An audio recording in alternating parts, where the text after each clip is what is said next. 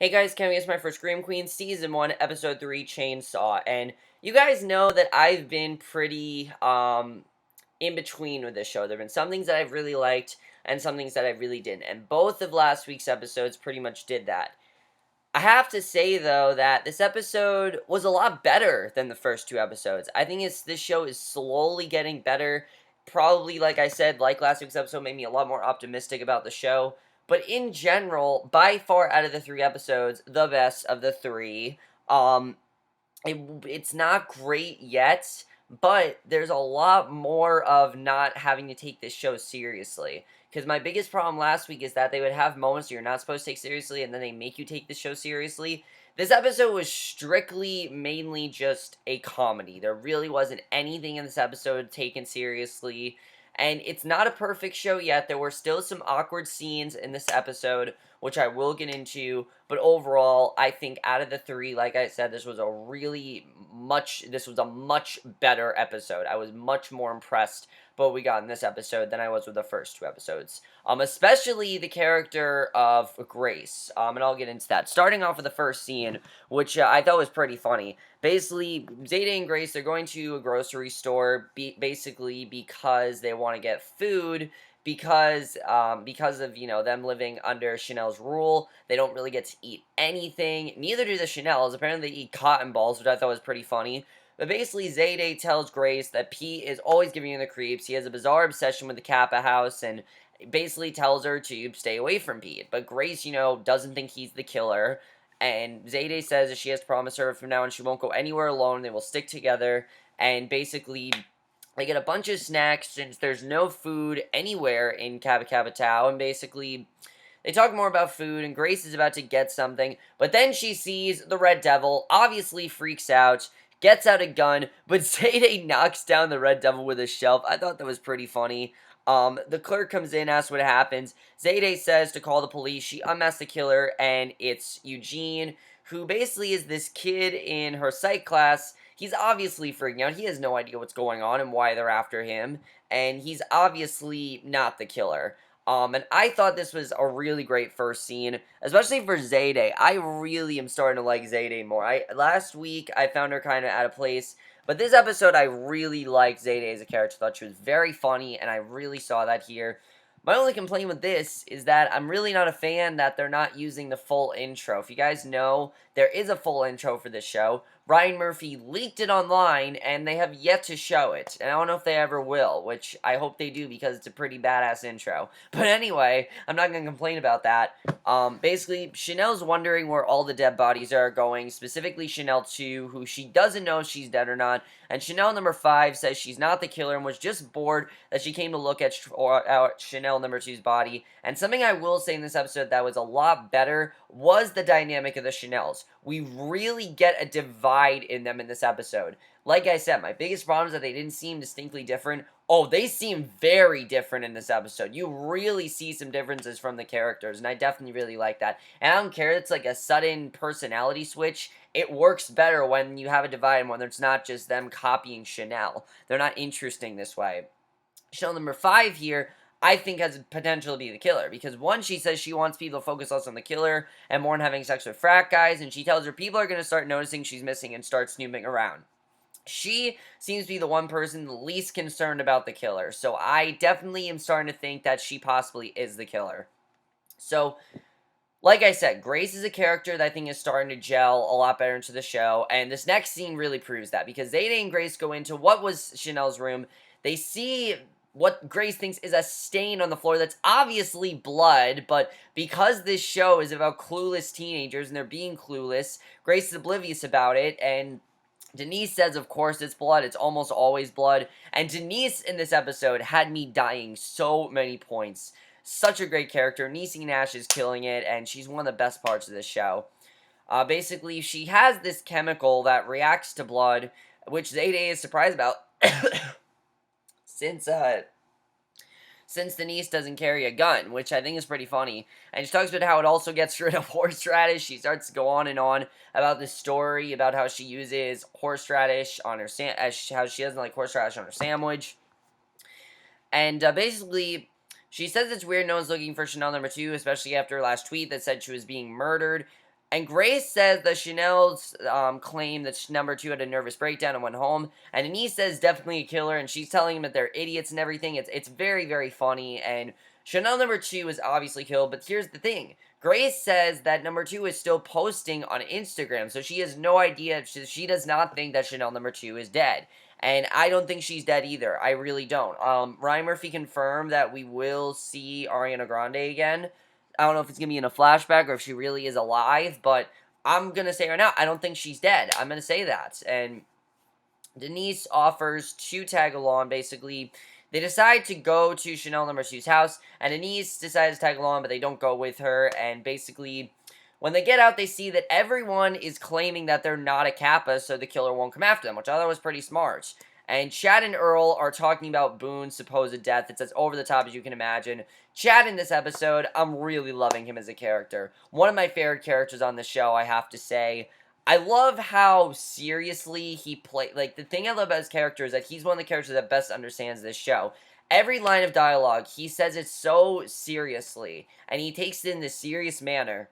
And his deadpan delivery is what's great about this.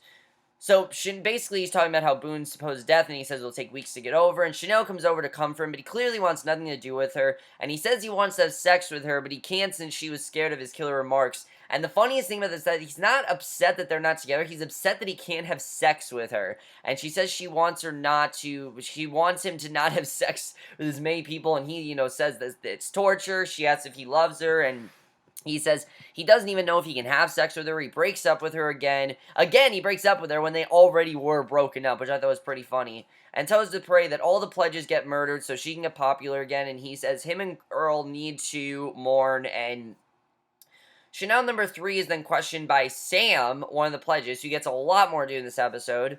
She asks what the tattoo on her back means that says 869, and Chanel number 3 is acting very suspicious. We don't know what's going on with her, but clearly there's something she's hiding that she doesn't want us to know about.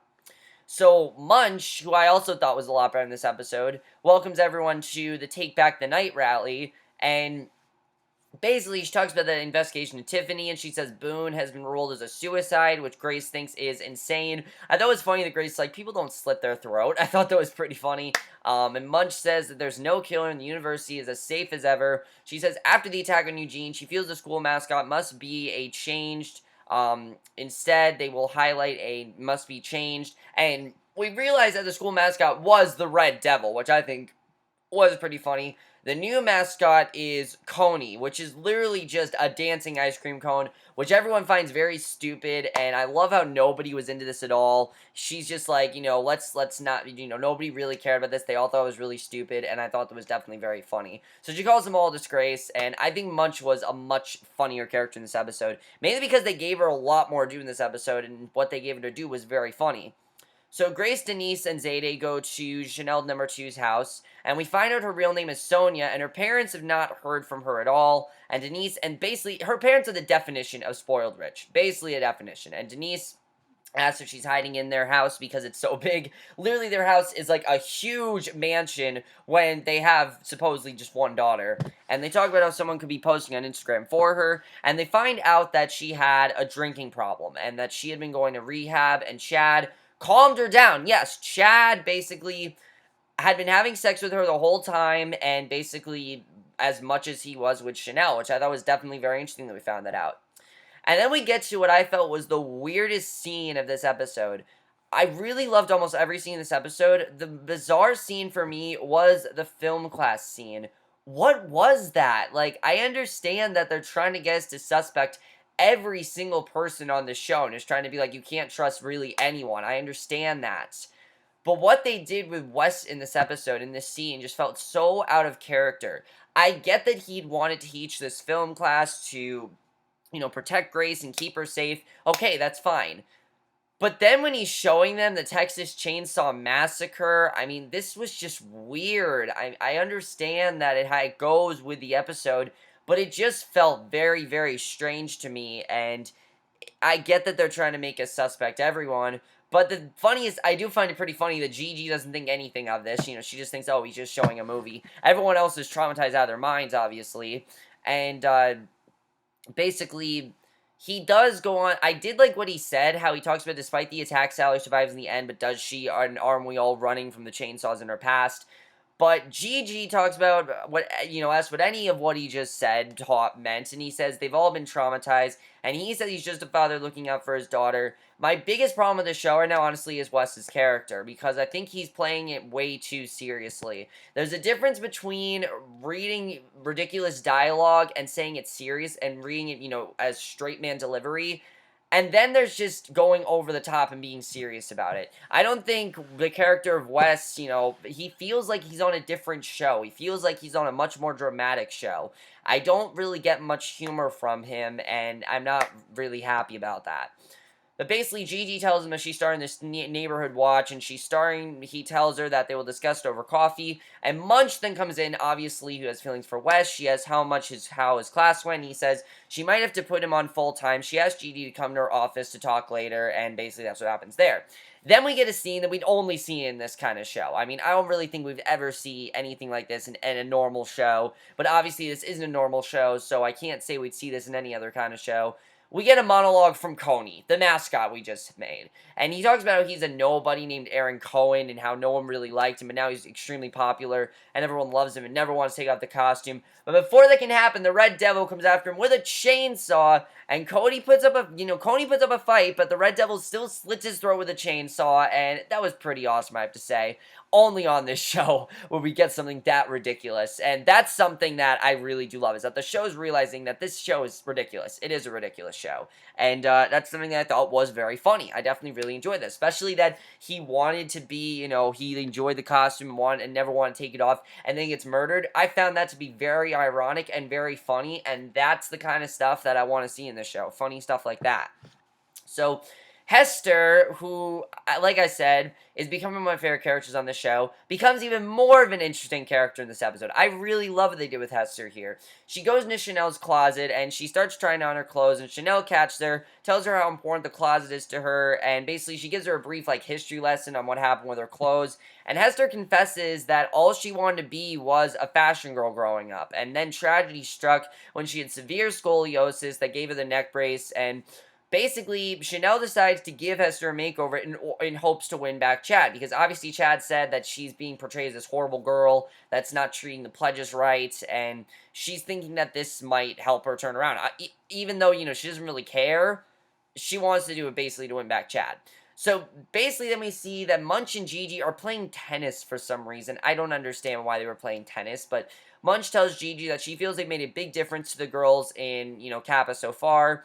And basically, she feels that they've brought them together from hunting this psychopath. And Gigi says she doesn't know if it will stick. So Munch says that they have to move into the Kappa house for a week. And she tells her she's terrible at tennis. She tells her to stay away from Wes and calls dibs. And I love when Gigi was like, you can't call dibs on a person. I thought that was pretty funny. And I definitely really like that.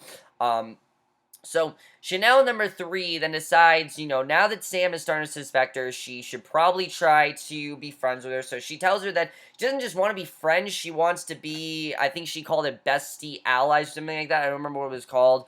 But basically, her secret is that she is a Swanson, a billionaire, and her dad is not her real dad. And this was just insane. Again, it's only something we get in Scream Queens. Only something we get in this show. Her mom is crazy and thinks that aliens are always talking to her. And the year before she was born, she hooked up with someone in prison. It turns out that Charles Manson is her father. And she doesn't want anyone to know, and she's not the kid. Basically, understandably, she's not going to tell anyone because she doesn't want them to think that she's the killer. And if a murder happens, she needs Sam to be her alibi to prove that she's not the killer. So, basically, that's what she plans on doing there, and I definitely saw some differences between, Chanel number 3, Chanel number 5, and Chanel in this episode. Chanel number 3 seems a lot sort of very naive and very dumb, and a lot of people say they give her Britney vibes, and I definitely really do see that, and I definitely see some Quinn Santana Britney vibes from the 3 Chanels, but they are definitely very distinctly different. Grace and Zayday then tells Chanel number 5 that Chanel number 2 dated Chad, and it turns out that he dated all the Chanels, and I thought that was pretty funny. And Chanel 5 says that they only went on one date, but all he did was watch him play with his knife collection. Of course, that's not suspicious at all. which I thought was pretty interesting that they didn't really suspect anything of that. But Chanel then shows them Hester's makeover, which basically just looks like Lea Michele 2.0, and she says Hester's now Chanel number 6, which Chanel number 5 is completely against. She's pissed off about it. She's telling her that she does not deserve to be president because, she's not a very good person, and basically, they're about to play this game called Cocaine or Dildo, but then Munch and Gigi arrive and tell them that they're moving in to keep an eye on them for the rest of the week, and it's a very funny scene. I definitely really like that, and I thought that was very well done. But then we get to one of my favorite scenes this episode, and that was Chad and the frat boys. Oh my god, one of the funniest parts of this show. Seriously, Chad and the frat boys, just as a whole, they're so, ridiculous. You can tell how ridiculous they are, and I really do love it. I'm definitely getting some Animal House vibe from these characters, but they're so over the top that you can't take them seriously at all, and I love that. So Chad tells all the frat boys about Boone's death that was ruled as a suicide. Now, the only thing is, we don't see Boone in this episode. The whole cliffhanger with Boone working with the killer, not in this episode except for -1 scene, which I will talk about. But basically, Chad doesn't feel this was a suicide since there were footprints next to his corpse, and he says he thinks it was a killer, and he tells them that he gets this ridiculous plan to find some baseball bats, run around the street, and shout the Red Devil's name till he confronts them. Yeah, he's definitely not the brightest. Chad is definitely not a very bright person if he thinks this is actually a good plan, because it's a pretty horrible plan. It really is not a very good executed plan at all. It's a pretty horrible plan, and things are going to go really bad for them if he thinks that this is a good plan, because it's not.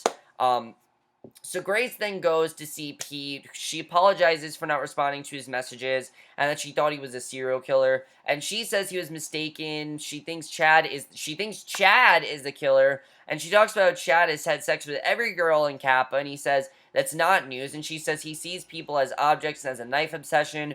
And Pete says there's no proof or motive. She says it has to do with what happened in the Kappa bathroom 20 years ago, and she's pretty sure that the baby might actually be Chad, which I think does make sense in the long run, and, he'd be young enough to be that baby. I could definitely see it being a possibility, and, that is still a question, is who is that baby? We don't know who that is yet. So he shows the records of one girl who was just 2 credits shy of the same year before the baby was born, and then dropped out of school. And he already found the girl, and she's 6 hours away, and him and Grace basically go to track her down and find her. And then we get the funniest scene in this episode. By far, the funniest scene in this episode. Well, two funniest scenes. The 2 funniest scenes in this episode come toward the end, and this was one of them. Basically, Chad and the frat boys, they go around town. They literally beat anything that they see that's red. Like, Chad starts hitting a fire hydrant. Then they go to this red car. They fuse the Red Devil's car. And they hear the Red Devil fire up a chainsaw. They go after him. Realize there's 2 of them. One probably being Boone. And basically the Red Devil just starts going after them, mutilating them. I love the scene where he cut the one guy's arm off, and then the guy tried to hit him with the bat, and he cut his other arm off. Very Monty Python and the Holy Grail-esque. I thought that was very funny. I definitely really loved that, and that scene just had me dying. Mainly because it was a Backstreet Boys song playing in the background. I mean, it didn't really get funnier than that, and I thought that was great, and that is the nature of this show. Ridiculous moments like that, that's what I really love about this show, is things like that.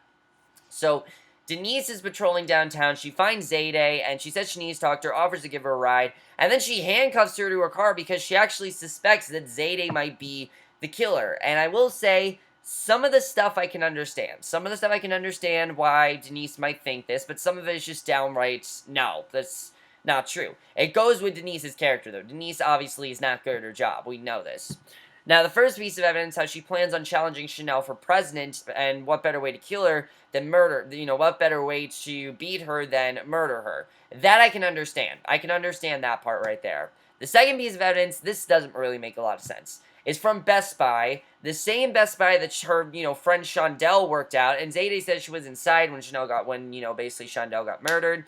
And Denise thinks there's more than one killer, which now we know there is. There are definitely 2 killers. And she also claims that Zayday's tweets about how to get away with murder have something to do with this. And I don't know why she thinks this, but I thought this was very funny. The way they just randomly threw in a how to get away with murder reference. But however, the biggest piece of evidence is that Zayday has a chainsaw under her bed. And she claims it's from her grandmother for protection. And Denise says she will let her go this time, but has her eye on her and is definitely starting to suspect that she might be the killer. So basically, keep tabs on Zayday because she might not be as trustworthy as we think. So Gigi and Wes are then eating dinner, and Gigi's talking about how great it was to eat salad because it doesn't feel like a date.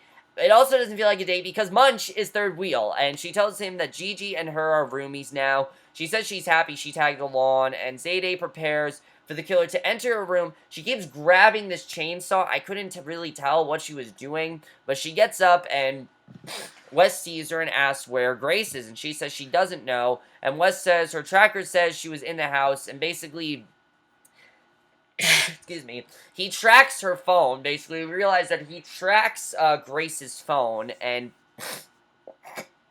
he calls her as Munch and Gigi go to bed, and Grace lies to Wes and says she's at the library. Obviously, he's not going to tell him where she went, and next week we are going to get into them tracking down this girl. We don't get into it in this episode, but the final scene of this episode, this sold me, okay? This sold me that the show was going to be very funny, and definitely this scene was genius.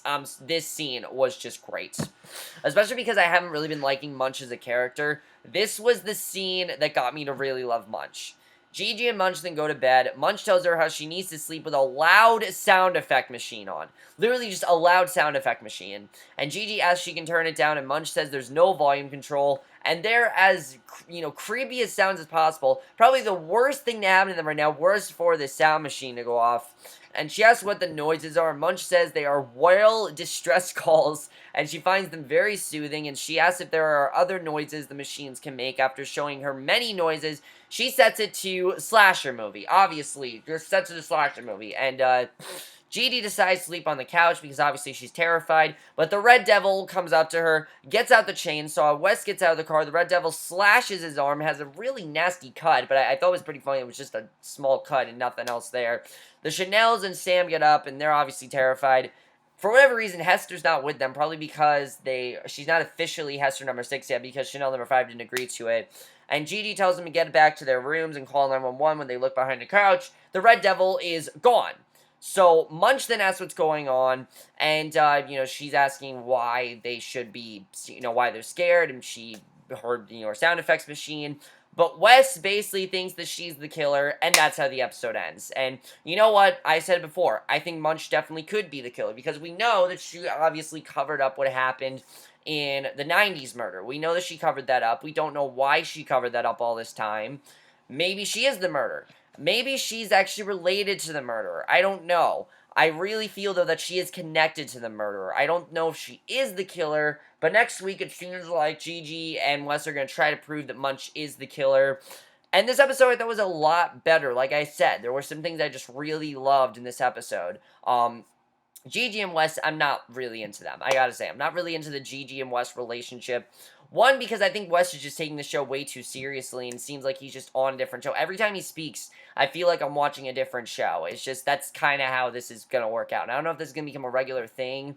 Right now, at least, though, I feel like I'm watching two different shows. Like, when Wes speaks, it feels like a completely different show. And that's fine, but I don't like the way they're doing that right now. I'm not a huge fan of that. Let's talk about Zayday. Is Zayday possibly the killer? I don't know. We saw that she had this chainsaw for protection, but you never know, honestly. Maybe she has that chainsaw to protect the identity of the killer. Maybe that's why she has it. I mean, I definitely feel that her excuse is valid, but Denise's claims, some of them do make sense, and I will say that I think she, like Munch, could be connected to the killer. I think in some way everyone's connected to the killer, but definitely Zayday. I think Denise does have some good claims there. We'll have to see what happens with that.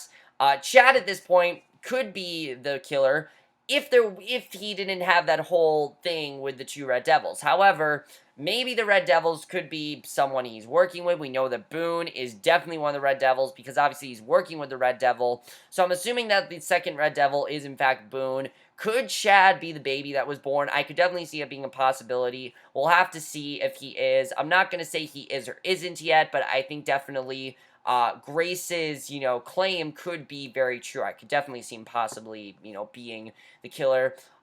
Grace and Pete, where are they going to find out about this girl? Obviously, they want to track her down, find out what's going on with her. That's going to be very interesting to see what happens there. Is Chad going to find out that Boone is alive? I mean, if Chad really does this well, because Chad had some good evidence there. As dumb as he is, as ridiculous of character as he is, he did have some good claims, and, you know, it was pretty obvious, but is he, if, you know, if he really cares about Boone, if he really is thinking about this, then he's got to find out at some point that Boone is not dead. He's got to find that out. Chanel number 2, I don't think is dead either. I think Chanel number 2 is alive, and she's hiding somewhere, and for all we know, she could be the Red Devil. Maybe she's, I don't know, copycatting him or something. I honestly don't know at this point. But what is going to happen with Hester? Because obviously Chanel number 5 does not want Hester to join their group, but Chanel obviously wants her to, so it looks like next week Hester's going to try to go after Chad, which I think is really hilarious that they're doing that. And Leah Michelle definitely is doing a very good job on this show. Is Chanel number 3's secret, is that going to be revealed? Obviously, she wants Sam to protect her, but at this point, you can't really trust anything you hear. So, Chanel number 3, I don't know if her secret's going to be revealed, but that's going to be very interesting to see what ends up happening with that. And the other thing I do want to talk about is, of course, the whole thing with Wes, I thought was very strange. I don't really understand that. Do you care about Gigi, Wes, and Munsch? It's my least favorite storyline. I'm starting to really like Munsch as a character. I think she's getting funnier. Definitely Jamie Lee Curtis is starting to embrace her role more. She doesn't feel weird in the show like she did last week. She definitely feels like she's a more essential part of the show now, which I'm happy about. But at the same time, there are parts in this episode where it still feels like I just don't care about the whole Munsch, Wes, and Gigi plot. I get that it's ridiculous, but I just don't really care as much about it as the show wants me to. I don't really want Wes and Gigi as a couple. I don't really like them. Mainly because, like I said, Wes I think, is just taking the show too seriously. And there's a difference between playing it straight and making every line seem like, you know, make every line seem like it's the most beautiful thing ever, like Wes is, Chad is doing. And Wes is more of actually trying to give a good performance, which on this show you really shouldn't try to do. This is a show where you have to embrace the weirdness. Okay, I understand the tone of the show now, okay? Don't tell me I don't understand the tone, because I do. The tone of the show is you have to embrace that weirdness. You have to embrace everything weird going on, or else the show is just not going to work. And at this point, I think the cast is definitely starting to gel more, especially characters like Grace and Zayday. I'm starting to enjoy them a lot more on this show. Also, what is going on with all the bodies? Why are the bodies disappearing? Especially of Miss Bean and Chanel number 2. Why are they disappearing? That's interesting to see what's going on with that. But that's basically my review. Hope you guys enjoyed it. Let me know what you guys thought of this episode. I overall thought out of the 3 episodes, this was the best so far. It's not a perfect show yet. This was a great episode, I will say that. But the show itself is not great. It's getting there. It definitely is getting there. And I really feel at this point, every episode is just going to be a bit better than the last. And I'm really happy about that. I want this show to get better. I don't want this to be a show where I have all these complaints and I complain all the time. Hopefully next week's episode keeps up this momentum, because the rate we're going, I'm really enjoying it. Again, by no means a perfect show, but right now, the way we're going, I'm really enjoying it, and hopefully it keeps this up, because I think it's going in a really good direction right now. But that's my review. Hope you guys enjoyed it, and I'll see you guys in my next video, which will be my review for the series premiere of The Grinder, and I will see you guys for that. Okay, bye.